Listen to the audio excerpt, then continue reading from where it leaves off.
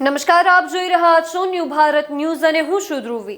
ભાવનગરમાં યોજાયેલા કોળી સમાજના સંમેલનને લઈને હવે એક વિવાદ ઊભો થયો છે। કોળી સમાજના રાષ્ટ્રીય અધ્યક્ષ કુંવરજીભાઈ બાવળિયા સહિત સમાજના ઉચ્ચ હોદ્દેદારોને આ સંમેલન અંગે કોઈ પણ પ્રકારની જાણકારી આપવામાં આવી ન હોવાનું સામે આવ્યું છે। માહિતી મુજબ માત્ર એકલ દોકલ વ્યક્તિઓ દ્વારા સંમેલન બોલાવવામાં આવ્યો હોવાનું જાણકારી મળી છે, જેના કારણે સમાજમાં અસંતોષ જોવા મળી રહ્યો છે। આ તરફ નવનીતભાઈ પર થયેલા હુમલાના મામલે એસઆઈટીની રચના કરવામાં આવી છે। મુખ્યમંત્રી તેમજ નાયબ મુખ્યમંત્રીએ આ કેસમાં તટસ્થ અને નિષ્પક્ષ તપાસના સ્પષ્ટ સંદેશ આપ્યા છે।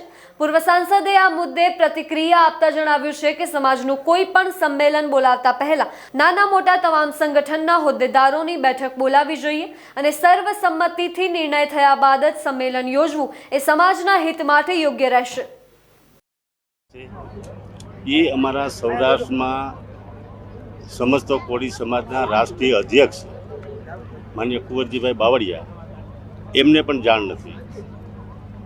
હું પણ પ્રદેશમાં હોદ્દેદાર સૌ સમસ્ત કોળી સમાજનો, વેલનાથ સેનાનો અધ્યક્ષ સૌ ગુજરાતનો, અમને પણ જાણ નથી એટલે આ માહિતી અમને છે નહીં। ત્યાં લગી તો કયા હેતુથી બોલાવતા હોય, કોણ બોલાવે છે એ અમને કાંઈ ઈમેલે ખબર છે।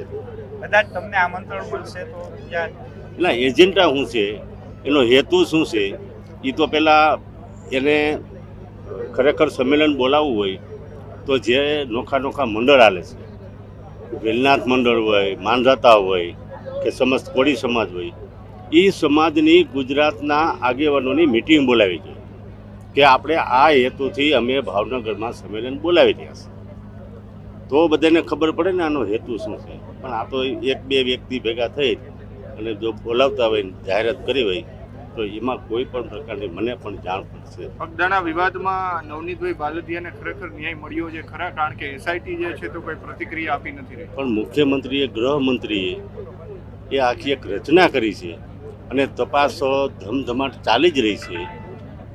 આમાં કોઈ જ્ઞાતિવાદ કે કાંઈ આવતું નથી। આયર સમાજ અને કોળી સમાજ વર્ષો જ્યાં એના કારખાના હોય તોય ભલે, એના ફાર્મ હાઉસ હોય તોય ભલે, એના રિસોર્ટ હોય તોય ભલે, એ બંને કોમ વર્ષોથી આ હળીમળી રહે છે। અને આમાં પણ કોળી સમાજના કોઈ સંડોવાયેલા હોય કે કોઈ પણ સમાજના સંડોવાયેલા હોય, એ તટસ્થ તપાસ થઈ રહી છે અને ધરપકડી પણ થઈ રહી છે। એટલે આમાં કોઈ બીજી કંઈ ટિપ્પણી કરવાની કંઈ જરૂર નથી। બગદાણામાં જે ચાલી રહ્યું છે ત્યારે તમામ પાર્ટીના તમામ ધારાસભ્યો અને તમામ લોકોએ ત્યાં રજૂઆત સરકારને કરેલી છે। સરકારે એસઆઈટીની રચના કરી છે, એસઆઈટીની રચનાની તપાસ ચાલુ છે અને જે તપાસ ચાલુ છે જ્યાં સુધી તપાસનો રિપોર્ટ ન આવે ત્યાં સુધી જે તપાસ ચાલી રહી છે, હજી તપાસનો રિપોર્ટ નથી આવ્યો, પણ સમાજને અધિકાર છે, સંમેલન કરવું એ સમાજનો અધિકાર છે અને સમાજને કોઈ રોકી ન શકે, કારણ કે સમાજ પોતાના હક અને અધિકાર માટે ગમે ત્યાં લડી શકે અને સંમેલન કરવું કે સમાજને ભેરું થવું એ સમાજને નક્કી કરે। જે સમાજ અને સમાજના આગેવાન નક્કી કરશે, હું એમની સાથે હંમેશા રહેવાનો છું। એસઆઈટીનો રિપોર્ટ હજી આવ્યો નથી એટલે એ વિષય ઉપર આપણે કંઈ ન કહી શકીએ। એસઆઈટીનો રિપોર્ટ આવ્યા પછી આપણે કહી શકાય। પહેલી તારીખે વિમલભાઈ ત્યાં હાજરી આપશે સમાજનું જે સંમેલન છે અને સમાજના આગેવાન દ્વારા અને ત્યાંના આયોજક દ્વારા જો મને આમંત્રણ દેવામાં આવશે, હું 100% હાજર આપીશ। જે એસઆઈટીનો રિપોર્ટ જે છે એ એસઆઈટીનો રિપોર્ટ આવ્યા સિવાય કોઈ પણ અમે એની ઉપર કંઈ પણ વાત કરવી મને યોગ્ય નથી લાગતું। કોળી સમાજ છેલ્લા ઘણા સમયથી એવું કહે છે કે રાજકીય પ્રભુત્વ કોળી સમાજને પૂરતા પ્રમાણમાં જોઈએ એવું મળતું નથી। હકીકત શું આમાં? સમાજને પ્રભુત્વ મળવું જોઈએ? સમાજ બહોળો છે પણ સંખ્યા એટલી નથી। સમાજમાં, અમારા સમાજમાં ધીમે ધીમે સમાજમાં એકતા થાય છે, ધીમે ધીમે સમાજમાં એડ્યુકેશન વધતું જાય છે, ભણતર અને શિક્ષણના કારણે સમાજમાં એકતા થઈ રહી છે। એમ ધીમે ધીમે સમાજમાં પહેલા સમૂહ લગ્ન નો થતા, આજે સમૂહ લગ્ન નો થાય છે। રાજકોટના આંગણે તળપદા કોળી યુવા મંચના માધ્યમથી આ 39માં સમૂહ લગ્ન, મને યાદ છે ત્યાં સુધી આ પહેલા અમારા સમાજના વરિષ્ઠ આગેવાનો જેની આ સમૂહ લગ્નની શરૂઆત કરી હતી અને યુવાનોએ આખી જવાબદારી ઉપાડીને આ 39માં સમૂહ લગ્નનું આયોજન કર્યું છે।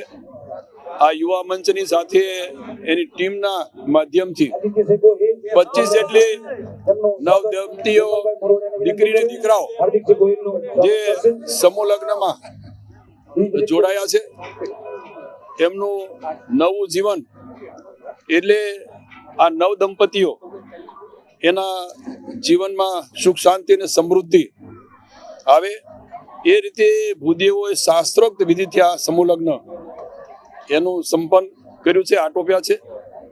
આ સમૂહ લગ્નમાં મંચ ઉપર અમારા સમસ્ત કોળી સમાજના સૌ આગેવાનો, એમાં પૂર્વ અમારા સાંસદ દેવજીભાઈ, એમની સાથેના સમસ્ત સમાજના લોકો અને અન્ય સમાજના લોકોએ પણ જે દાતા તરીકે અહીંયા ઉપસ્થિત રહીને ખૂબ સારી રીતે, રાજકોટ શહેરના માન્ય ધારાસભ્યો પણ હાજર રહેલા અને એ રીતે આ સમૂહ લગ્નનું આયોજન આ ટીમના માધ્યમથી કરવામાં આવ્યું. ખાસ કરીને સૌનો એક હંમેશા આ સમાજ શિક્ષિત બને. આ સૌરાષ્ટ્રનું માંચેસ્ટર એટલે મુખ્ય મથક છે. અહીંયા સમાજના દીકરા દીકરીઓ માટે એક સરસ મજાનું શિક્ષણનું ભવન બને એ રીતે સૌએ સાથે મળીને નિર્ણય કર્યો છે કે આગામી દિવસમાં અહીંયા પણ એક સરસ મજાનું શિક્ષણનું ભવન બને.